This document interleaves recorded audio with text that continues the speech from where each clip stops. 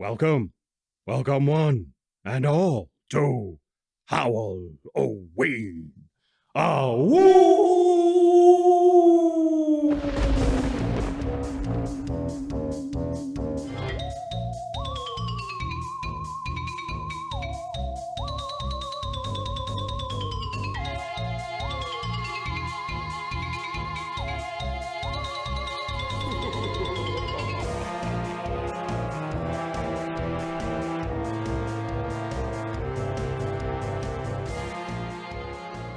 Hello, friends. I am Barkey J. Dog, your host.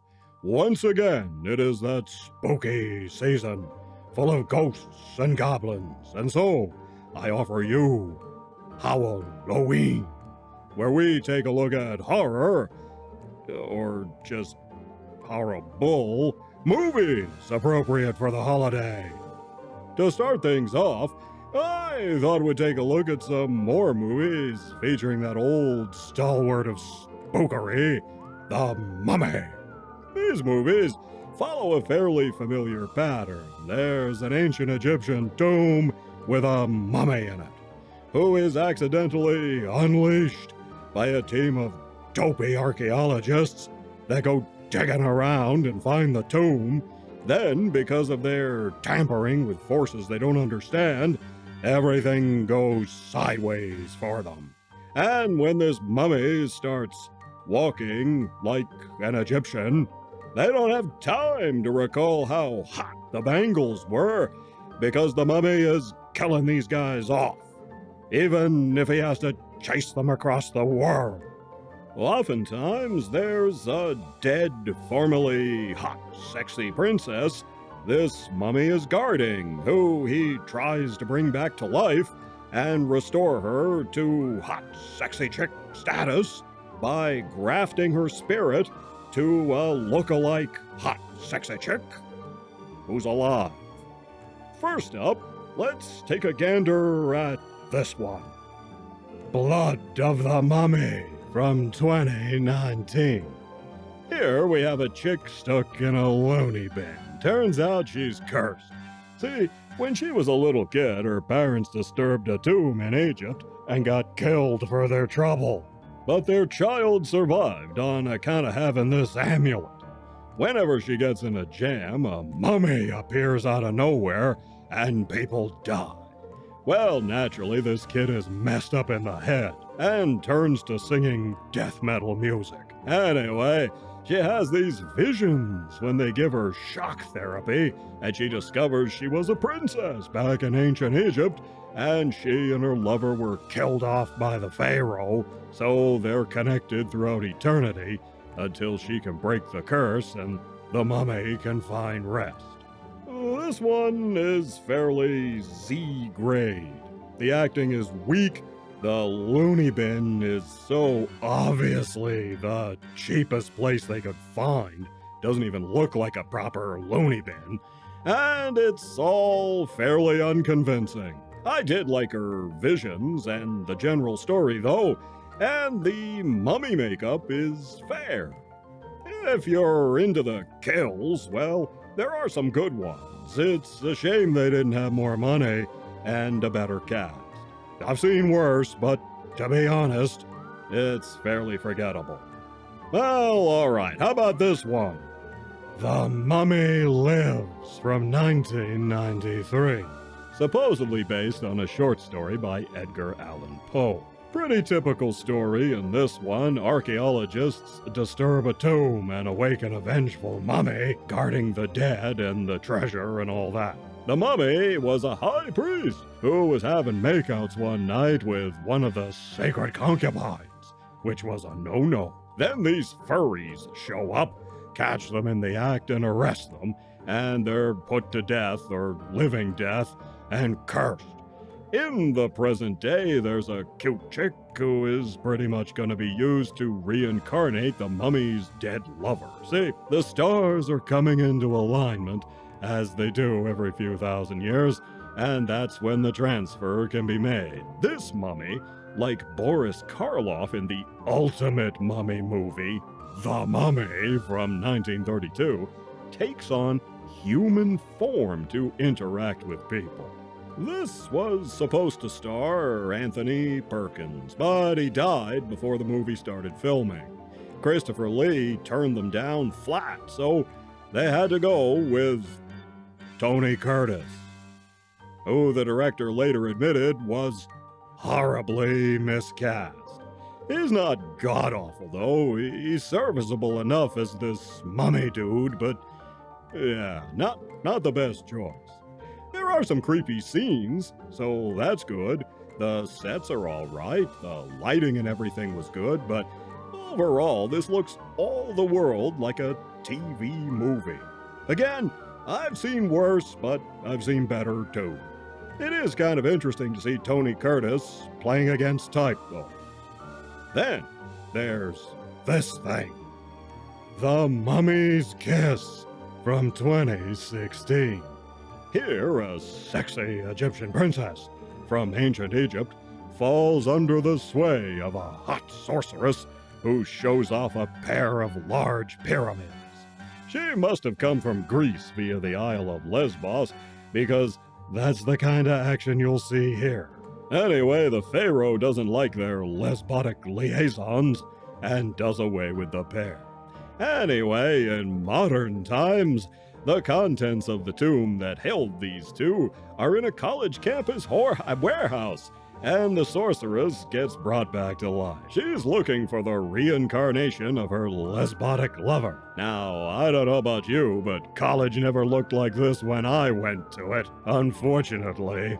The chicks are all ready to pop their tops for this professor to get a better grade, but he won't take them up on it. So the professor and his assistant have to save his girlfriend, who is also his student, from the lesbotic sorceress because, you guessed it, she's the reincarnated form of the lesbotic princess.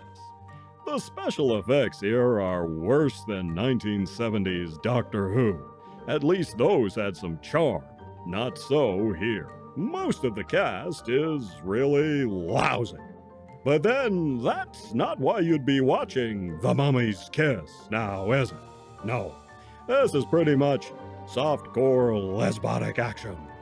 The movie does have at least one real actor, though. This guy, Richard Lynch. A very familiar face. He was King Cromwell in The Sword and the Sorcerer.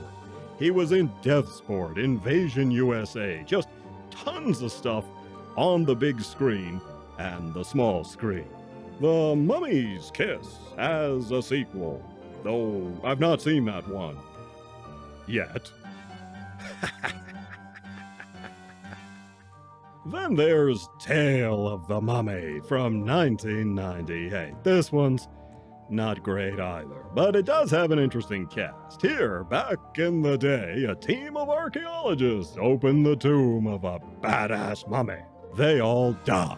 Flash forward to the present day, and the leader's granddaughter is on a team reopening the tomb.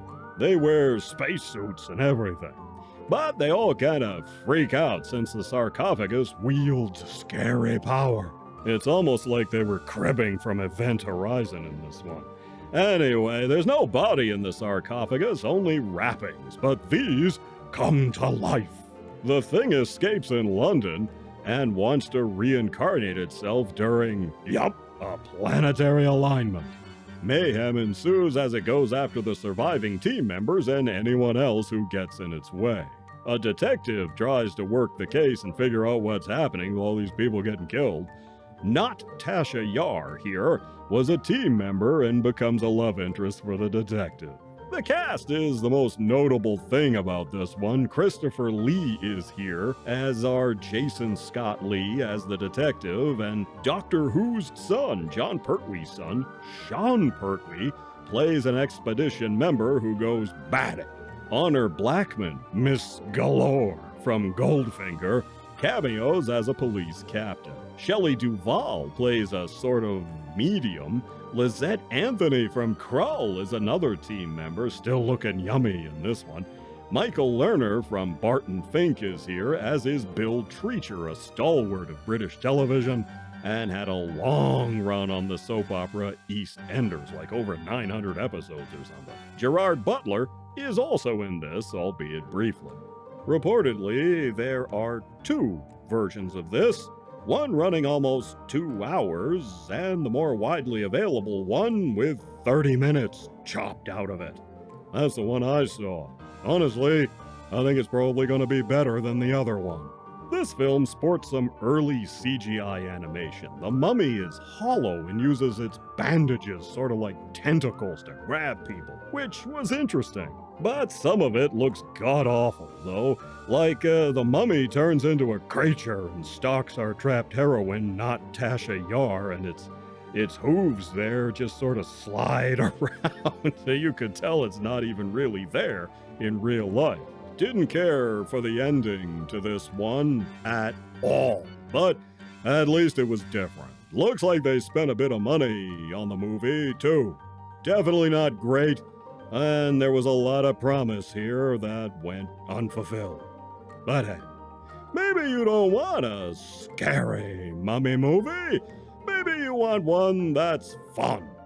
Well, why not this? Eddie Mummy, a love story from 2020. Now, this one takes place in Arizona, of all places, and has nothing to do with Egypt per se, but it does have a mummy from Egypt, and they do explain how he wound up in Arizona. These 2 dude bros are out in the desert to go rock climbing. One is an alpha dude bro who claims to get with the ladies really easily. The other dude bro can't work up the courage to ask his lady love out on a date. Well, they awaken this here mummy, who's also a sort of dude bro. He's been cursed, you see. About every 100 years, he has 3 days to find the reincarnation of his chick, get a kiss from her, and that will break the curse and he can rest in peace. The dude bros offer to help him out. There are 2 girls here as well. One is the lady love of the shy dude bro, and the other is an idiot who'd be right at home on social media. Anyway, maybe I shouldn't have liked this one, but I really did. Maybe you just have to be in the right frame of mind or something. But I enjoyed this picture. It was a pleasant surprise. It was shot locally in Arizona, and for what it is and the budget they had, the movie looks really well made. And I like the cast, too. Some are not top-flight actors, but I didn't care. They were all obviously having fun with it. It's a dopey comedy, but it just works. I can totally recommend this one, and going in, I didn't think that would be the case, but it turned out to be a lot of fun. I guess you could say I got really wrapped up in it. Mummies, they're a thing. You can see more reviews of mummy movies there, and anyhow, more Howl-O-Ween is on the way, so stay tuned for that, and I'll see you in the next one.